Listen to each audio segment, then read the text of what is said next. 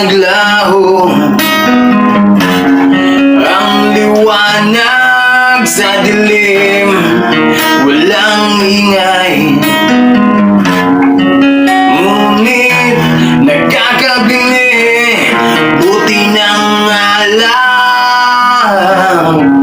na hindi nabuksan mga sigarilyo. Ubus na ang apoy, kaibigan. Saan ka na ngayon? Ako'y naghihintay dito, sa pagdating ninyo, kaibigan. Ilang oras ang lumipas na at wala bang ang anino ninyo lamang, kaibigan. Tunay ka ba?